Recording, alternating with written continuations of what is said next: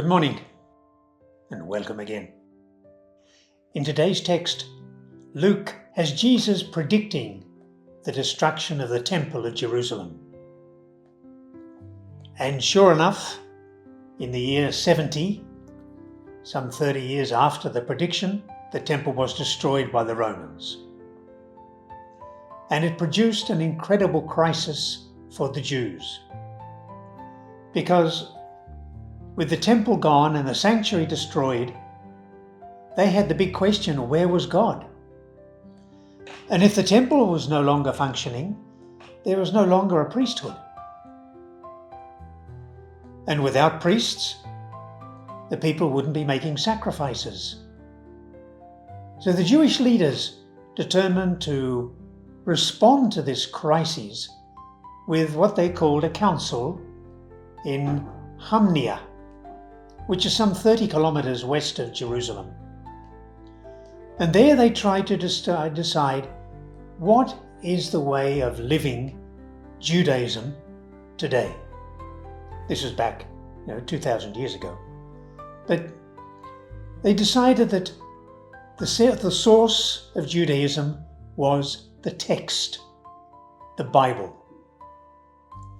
And they decided it had to be in Hebrew, because the followers of the Nazarene, Jesus, had also done a translation of the Jewish Bible into Greek, but that was not allowed. And even some of the books in that Bible will no longer be included in the Jewish Bible.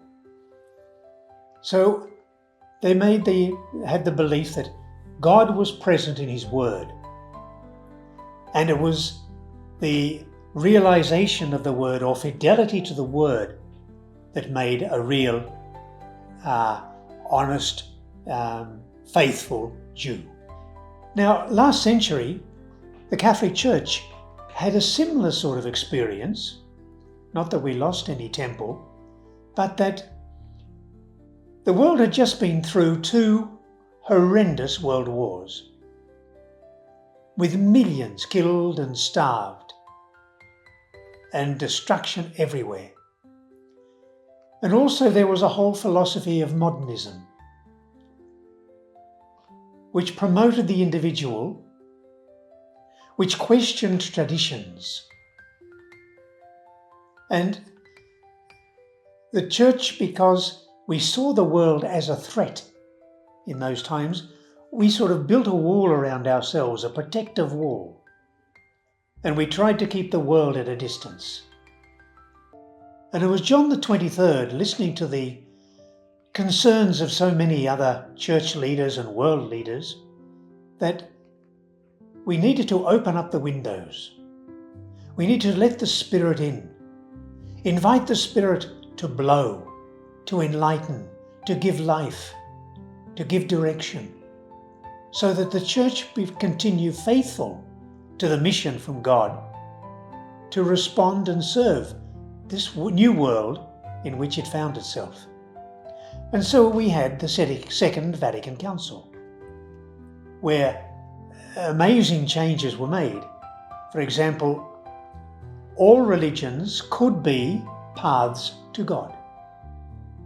The importance of the laity, that all baptized have a mission in the church, and so on. So the church made a response to the times in which it found itself. And so today, the Columbans, our missionary society, finds itself in a whole process of discernment, of reflection, of trying to see more clearly in these changed circumstances of AI, of rampant inequality between people, more poor and more extremely rich and extremely poor than previously, in a world torn by wars and plagued by blatant untruths. How does the church respond to and serve this world? And as we Columbans, how do we participate in that mission that God has given to His church? And so we are engaged in a whole process of discernment and reflection. Just like the Jews and just like the church last century, we likewise today. The membership is older. There are some young people, but not as many as previously. And so we also have to have a reflection. We have to open the windows of the little house on the hill, as well as the Columban hearts, to let the Spirit blow, to enlighten us, and to see how might we best contribute to and participate in this mission of the church, to make present or to make known, to make it be experienced, to be understood or recognized, the presence of the love, the gratuitous love of God amongst all creation. So that's where we are at the moment.